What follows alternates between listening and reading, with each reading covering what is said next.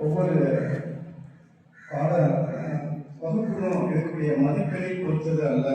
அதான் துரதிருஷ்டத்தை வந்தவரையும் சொன்னேன். ஸோ வகுப்பு தேர்வில் இருக்கக்கூடிய மதிப்பெண் அடுத்த வகுப்பிற்கு முன்னேறுவதற்கு தான். ஆனால் ஒரு போட்டித் தேர்வில் ஜெயிக்கிறதுக்கு தான் உங்களுடைய வாழ்க்கைக்கு மட்டும் இல்லாமல் அதற்கடுத்து ஒரு எதிர்காலத்துக்கு மிக முக்கியமான ஒரு ஸோ இந்த வயசுல 8th ஸ்டாண்டர்ட்ல என்எம்எஸ் தேர்ச்சி ஒரு நேஷனல் லெவல் எக்ஸாம். அதனால இருக்கிற national great cum means scholarship. So அந்த எக்ஸாம்ல சக்சஸ் பண்றது மிகப்பெரிய ஒரு சாதனை. அதுவும் குறிப்பாக நமது மாநிலத்தின் முதல் மாணவராக வந்தது மட்டும் இல்லாமல் உங்கள் பள்ளி 46,000 மாணவர்கள் கூடுதலாகவும் தேர்ச்சி பெற்றிருக்கீங்க. இதோடு உங்களுடைய சாதனை நிற்கக்கூடாது. போதும் என்ற மனம் அப்படிங்கிற மனம் மாணவர் பருவத்தில் வரவே கூடாது. ஆசிரியராக அதன் போதித்தருடைய இறுதி ஆசிரியராக இருந்தேன். அதுக்கப்புறம் அவருடைய சாதனை நிற்கல. அடுத்து வேற ஏதாவது நம்ம சக்சஸ் பண்ணணும், ஒரு பெரிய போஸ்ட் வரணும்னு சொல்லிட்டு குரூப் 1 எழுதணும். ஸோ அதில் செலக்ட் ஆகி இன்னைக்கெல்லாம் பார்த்தீங்கன்னா நான் டீச்சராக இருந்தேன்னா ஒரு 40 பேருக்கு தான் சொல்ல முடியும். பட் இன்னைக்கு இவ்வளோ குழந்தைகள் பார்க்கறதுக்கான ரோட் ஸ்கூல்ஸ் பார்க்கறதுக்கான இது கிடைச்சிது. சரியா? ஸோ இது இந்த சாதனை படைப்பதற்கு எனக்கு மிக உறுதுணையாக இருந்தது. நல்லா கவனிச்சுக்கோங்க, இதுதான் அவங்க லைஃபுக்கு ரொம்ப முக்கியம். ஒன்று நேர்மை. நான் சின்ன வயசுல இருந்தே 6th ஸ்டாண்டர்ட்ல இருந்தே இந்த பழக்கம் எனக்கு இருந்தது.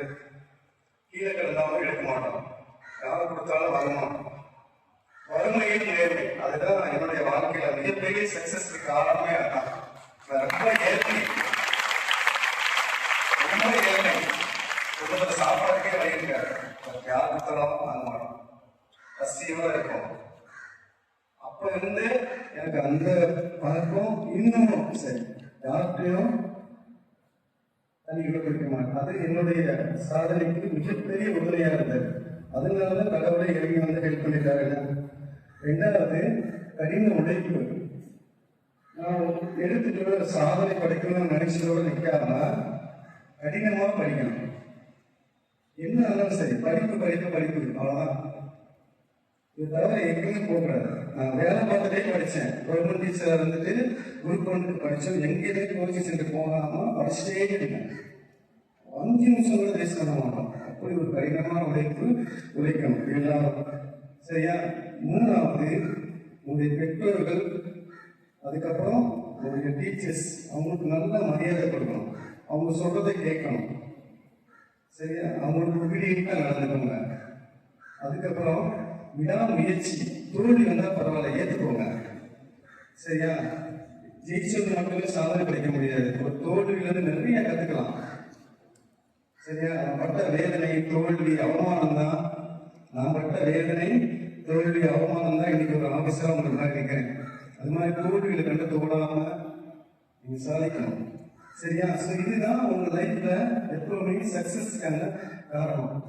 சாப்பாட்டுக்கே வழி இல்லாம நீங்க ஒரு டிஸ்ட்ரிக்ட்ல ஆஃபீஸரா இருக்கேன் அப்படின்னா அதுக்கு இந்த நாள் தான் எனக்கு ரொம்ப ஹெல்ப் பண்ணிச்சு. பெற்றோர், எங்கள் அம்மா அப்பாட்டும் சரி, நீங்க டீச்சர்ட்டும் சரி, 12% தான் அடியே வாங்கியிருக்கேன். நான் தான் ஸ்கூல் ஃபர்ஸ்ட் அடி வாங்கியிருக்கேன். அதை நான் அப்போ பெருசு விட்டாம எங்க டீச்சர் எங்க நல்லதுக்கு தான் செஞ்சாங்க. அந்த மாதிரி அதை ஏற்றுக்கணும். ஸோ லக்கு கேள்விப்பட்டிருக்கீங்க. அது என்ன லக்கு? எப்போ உங்களுக்கு கிடைக்கும்? நான் சொன்ன 4 நீங்க ஃபாலோ பண்ணீங்கன்னா, நேர்மை, கடின உழைப்பு, விடாமுயற்சி, மூத்தோர்களை மதித்தல், இது 4 இருந்துச்சுன்னா கடவுளே உனக்கு இறங்கி நீ படிச்ச கேள்விலாம் வர்ற மாதிரி பண்ணிடுவார். That is luck. எல்லாருக்கும் அதிர்ஷ்டம் கிடைக்கும்னா எப்படி கிடைக்கும்? சரி, இதனால உங்க வாழ்க்கையில ரொம்ப முக்கியம். இதை நீங்க கடைபிடிங்க. வறுமை ஒரு தடை அல்ல, சாதிப்பதற்கு வறுமை ஒரு தடை அல்ல. சரியா? ஸோ நானே எக்ஸ்பீரியன்ஸும் சொல்லிட்டேன். காலேஜுக்கு போனா கூட எனக்கு கிழிஞ்ச சார் தான், சாப்பாடு 2 நேரம் தான். அப்படி இருந்தும் சாதிச்சிருக்குன்னா அது இந்த நாளும் நான் என் லைஃப்ல கடைபிடிச்சது தான். அதனால இந்த குழந்தைகள் எல்லாரும் மனம் தராதிங்க. எப்பேற்பட்ட சூழ்நிலையும் சந்திங்க. சரியா? இந்த 4 மட்டும் கடைபிடிங்க. அதோடு சேர்த்து நல்ல ஒழுக்கம், டிசிப்ளின், அது ரொம்ப முக்கியம். சரியா? ஸோ டிசிப்ளின் இந்த வயசுல ரொம்ப முக்கியம். இந்த இதையும் சேர்த்துருவாங்க. சரியா? ஸோ இதை எப்போதும் உங்கள் லைஃப்ல ஃபாலோ பண்ணா சரி, ஒரு அதிர்ஷ்டம் உங்களை தேடி வரும். மிகப்பெரிய சாதனை நீங்க பண்ணுவீங்க. இந்த ஹெரால்டு ஷாம் வந்து ஒரு எக்ஸாம் மாடல் டெஸ்ட் வைக்கும்போது ஃபர்ஸ்ட் எக்ஸாம்ல ஹெரால்டு ஷாம் தான் ஃபர்ஸ்ட்.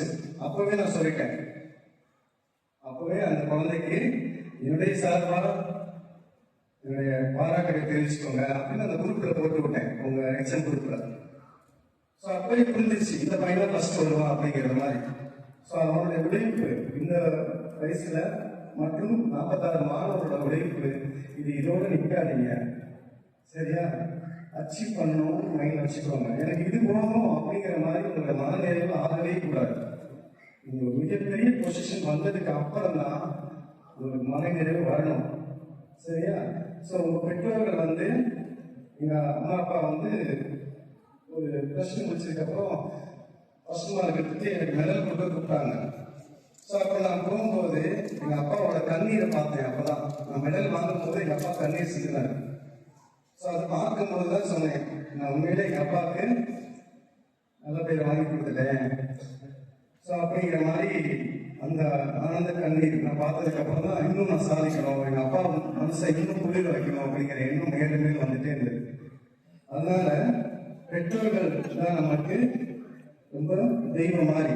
சரியா? அவங்கள பேச்சு கேளுங்க, டீச்சர்ஸ் பேச்சு கேளுங்க, ஒழுக்கமா இருங்க, கடின உழைப்பு, விடாமுயற்சி, சரியா, ஹானஸ்ட், இது எல்லாமே உங்க வாழ்க்கையில இருந்தா உங்களோட வெற்றியை யாராலுமே தடை செய்ய முடியாதுன்னு கேட்டுக்கிட்டு, ஸோ இந்த நேரத்துல உங்களை எல்லாம் சந்திச்சதுல எனக்கு ரொம்ப சந்தோஷம்.